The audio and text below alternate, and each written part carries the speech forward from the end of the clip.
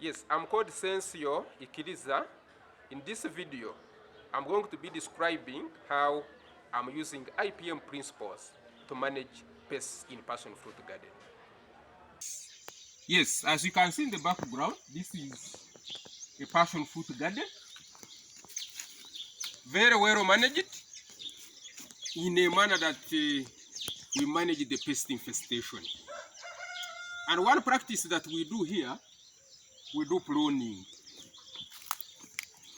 As you can see, this passion fruit here, we go ahead to ensure that we remove the excess leaves together with branches, because we know that the leaves and branches, once they are many, they can act as the what? As the habitat for the pests. So when the branches are many and when the leaves are many, the pests come and hide there. You see? So when they hide there, it means that they will keep coming to eat our passion fruit. So our role is to ensure that we remove the what? The leaves together with other unnecessary branches. When we create light, it means that we have chased away the pests, and that is a very good practice. Then, as we go ahead, we all know that the passion fruits are liked by a pest called fruit fly. They like injuring these fruits. So, as a farmer, when you don't guard against them, you get losses in your passion fruit garden. Now, as part of our management practice, we use traps. You can see here, this is a yellow passion, a yellow trap. You see, this is a what? This is a fruit fly. All these fruit flies, as you see, they are all trapped, they are all dead. You see, all of them are dead. So, this is a very good practice.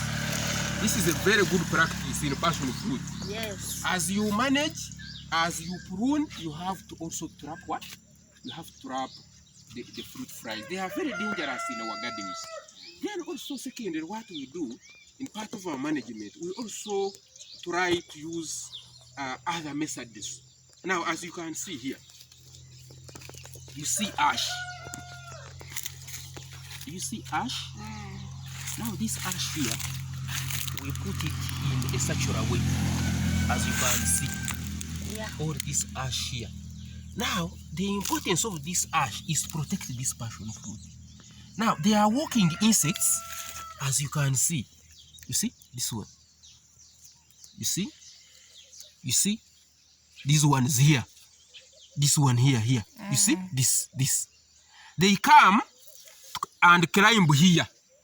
So when they climb this passion fruit, when these walking insects here, you see? These walking insects, you see it? This one. When they come, climb this passion fruit and end up affecting this terminal bud. You see? Yeah. So this is a terminal bud, this one here. So when the passion fruit is growing and this black insect comes and attacks here, it causes retardation. This part no longer grows. So we do that to ensure that we manage that attack, and our passion fruit remain healthy. Then also part of our management practice, as you can see in our garden here, there are no weeds. So in IPM, field hygiene is very important. You see, there are no weeds.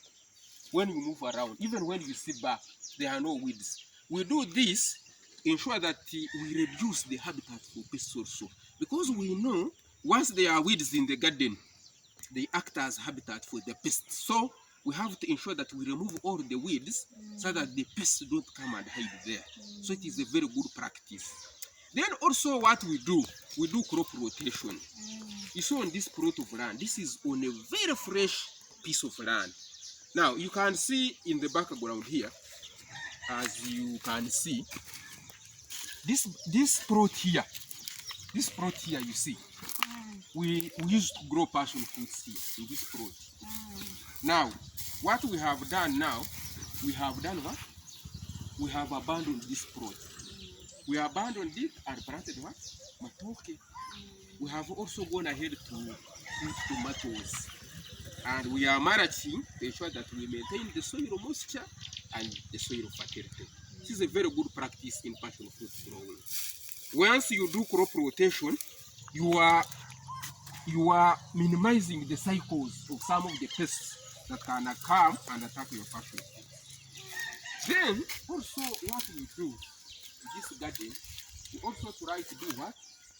We try to increase the resistance to our passion fruits. And part of that resistance that we do is that we do what? We do grafting. Now, you can see here. You see this passion fruit here? Yeah. This part here, from here, going up here. This is a what? This is a yellow passion fruit. We have grafted it with a purple passion fruit, as you can see up here.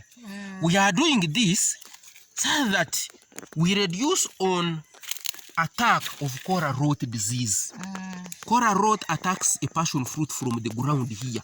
So when we use this part here of a yellow passion fruit, we increase the resistance because for it, it is not attacked. It is not attacked by what? By the coral rot disease.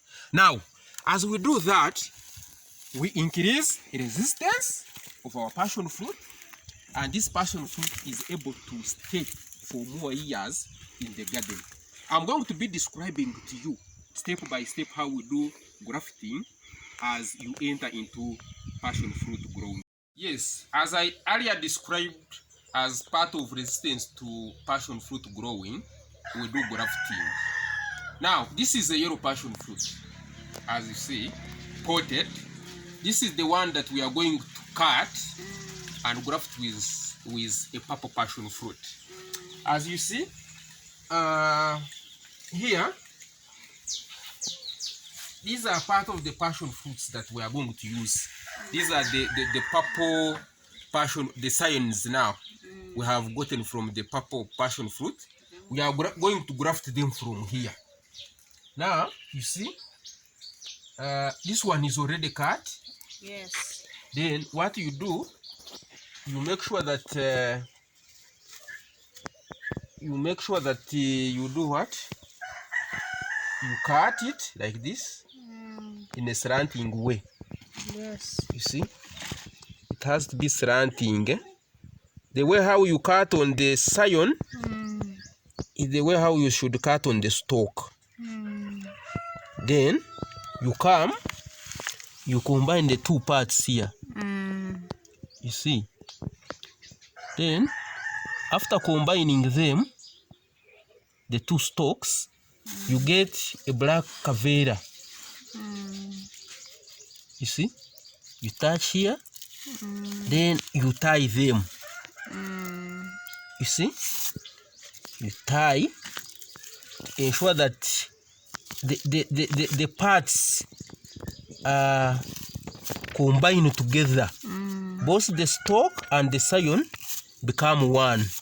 This cavera now fasten them further and they become tight. Then you do this, you keep rotating,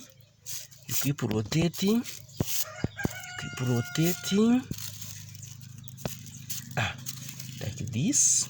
You make sure that the part that you cut is all covered. Yes, it's all covered. Then you do this. Then after, you tie here. You see, you tie, you do this. Now, you see, this is already grafted now. So, now what we are going to do, this part here, this passion fruit that we have grafted, is going to be put here. This is a chamber. What we do, we are going to put them here for a period of 21 days. Then after we remove them and put them in the shade, then after like 1 month and a half, they will be ready for planting in the garden. Yes, and as you cut, you see these two, they are different. So when you are cutting them, you don't cut it from near the base. For example, you have to cut it above, like from here. You can cut from here. You see?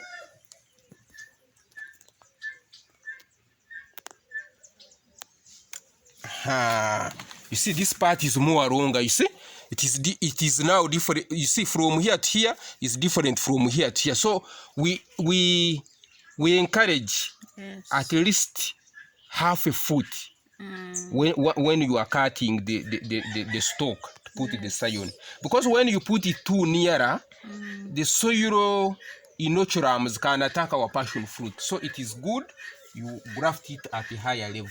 Okay. Then you can see, you see how he is trying to sharpen the part. You see, use a sharp razor blade.